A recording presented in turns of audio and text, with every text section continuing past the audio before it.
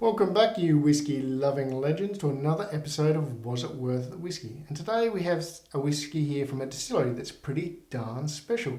Glendronach was basically pioneered, basically invented the entire sherry cask maturation thing back in 1826. But before we start, I'd like to point out that I'm a pretty big fan of Glendronach. And I'll try it to be as biased as possible, non-biased as possible, but beware. So take everything I say with a grain of salt. Anyway, moving right along. So this is the 15-year-old revival. It's 46 ABV, which is a thumbs up. It's no added colour, which is a thumbs up, and of course it is non-chill filtered, which is a thumbs up. Now this beautiful looking liquid in this bottle here has been it's been aged and matured, fully matured in PX, Spanish PX casks and Spanish Arozo sherry casks. That's fully matured. That's not finished. And there's a big difference between finishing a whiskey and maturing a whiskey fully in these casks. A big bloody difference. And Glendronach is famous for that. They don't mess around with other cask finishes, and there's a reason for that.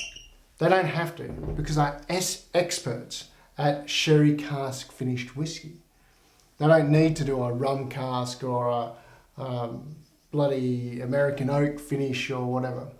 It's a bit like if you want a good steak, you don't go down to your local Italian down the road to get yourself a good steak, or your local pizzeria or your fish and chip shop. You go to a specialised grill to cook you that awesome steak. Well, much the same, if you want an awesome sherried whiskey, then you go to a distillery that their expertise is sherried whiskey and has been and always will be. Anyway, moving on the nose I get a nougat chocolate, or just a nougat and a chocolate. Glazed cherries. There's some sort of nut. I'm going to say a hazelnut. Dried apricot. And then there's this orange, a sweet orange note, maybe like a candied orange skin or something. Beautiful little nose. If you notice, I'm using this, trying out one of these neat glasses. They look very funny and odd, but they're actually very convenient to hold. And also I noted, when I was on my couch, I could just put that on the couch and it wouldn't fall over. So they look odd, they're not too bad.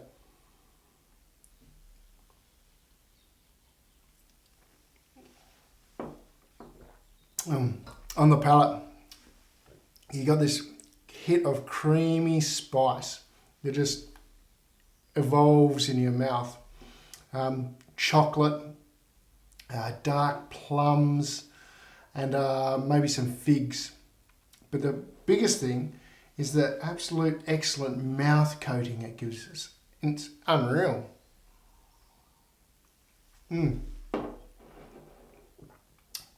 It is delightful, a delightful coating. As for the finish, it's a long finish. It's by no means a short finish.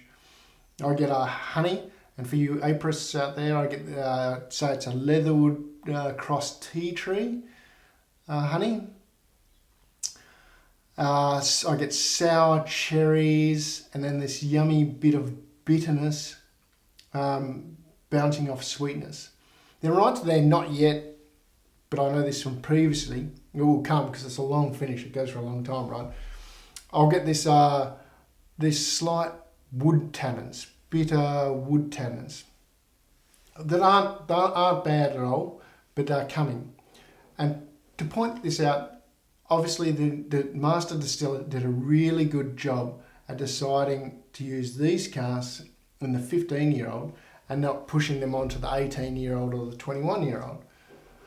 Because I think if they did push it any further, those bitter wood tannins would develop and start to overtake some of that yumminess. Because they can't actually, because they're using sherry casks, they can't actually choose all the aspects of the cask. I mean, they have their suppliers of their sherry casks, but it's inevitable. Occasionally they're going to get casks which they're not aware of, casks that were, the actual casks were made when the wood was a lot drier, so you get this more bitterness, rather than the casks that are full of water, wet and sweet, which on those casks they may push through to the 18s and the 21s.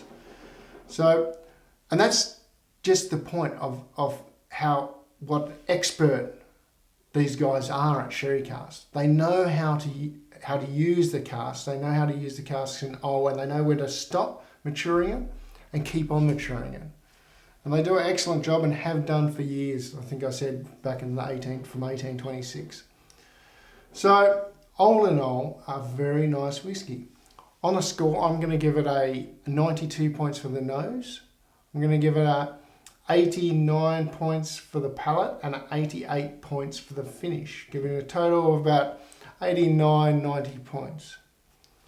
But on a was it worth it score, which is more important, so you pick this one up for about £60 in the UK or $150 back in Australia.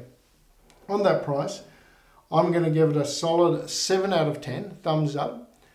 And it's kind of a must, or any whiskies from this distillery is a must if you are into, or think you're into, sherried, matured whiskies, because these guys are the masters of it.